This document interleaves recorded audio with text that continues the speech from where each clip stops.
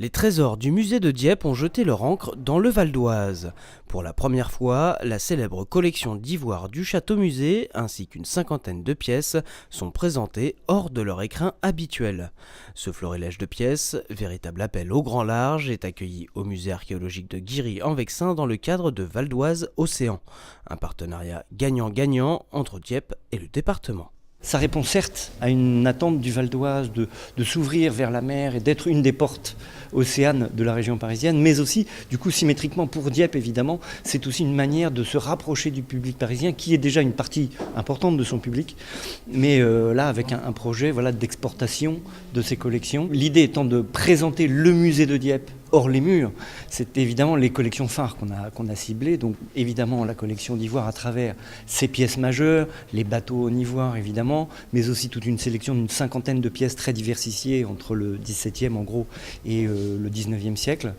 Installé depuis 1923 dans l'imposante forteresse qui domine le port, le musée de Dieppe possède quelques 3000 magnifiques pièces, des tableaux impressionnistes aux ivoires en passant par des instruments de navigation.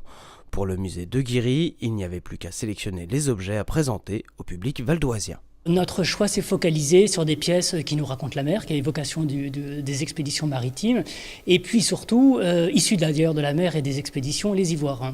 Et le château-musée de Dieppe, en fait, est un musée mondialement connu pour ses ivoires.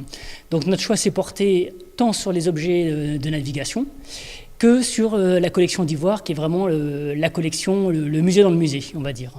Symbolisant ces deux mondes, les maquettes de voiliers en ivoire, c'est même une armada de bateaux de grands navigateurs qui a pris d'assaut le Vexin avec une muséographie particulièrement soignée. Cette nouvelle présentation émerveille les Valdoisiens que nous sommes et a émerveillé également les élus de Dieppe. Donc je veux dire, double réussite, même que les habitants de Dieppe, les élus de Dieppe et ceux du musée sont émerveillés par ce qu'ils voient tous les jours au quotidien.